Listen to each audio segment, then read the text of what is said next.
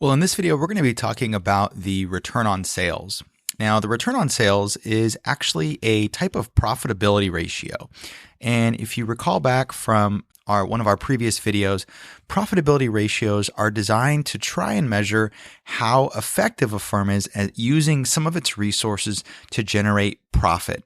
Profit being that bottom line figure that you see on an income statement.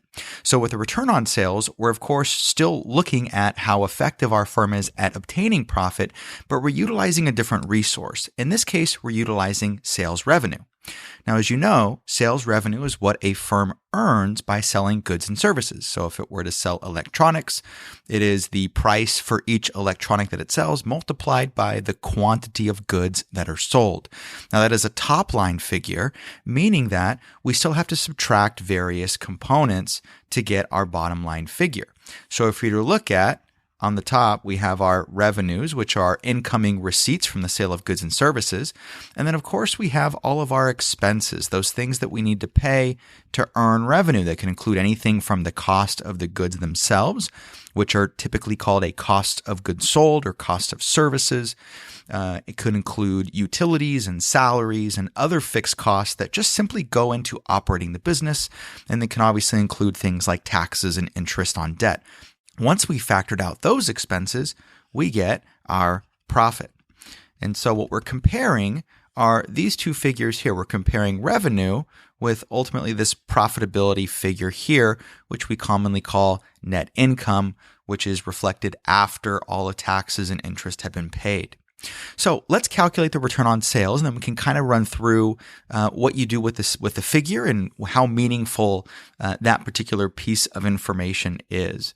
So first off, let's go ahead and use the variables that we have. So we have net income of $125,000, and we have sales revenue of $900,000. Now, a return on sales, which I'm going to abbreviate as ROS, in order to get that figure, what you need to do is you divide the bottom figure, or the bottom line figure, which is net income, by sales revenue, and that's it. So it's very simple. So for our example, we have net income of $125,000, and we have sales revenue of $900,000.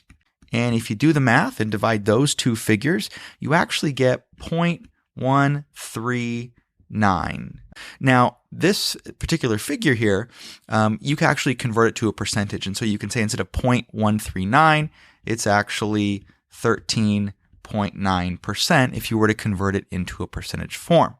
So how is this meaningful? Well, what this tells us really is that for every dollar in sales, actually translates to roughly 14 cents in profit.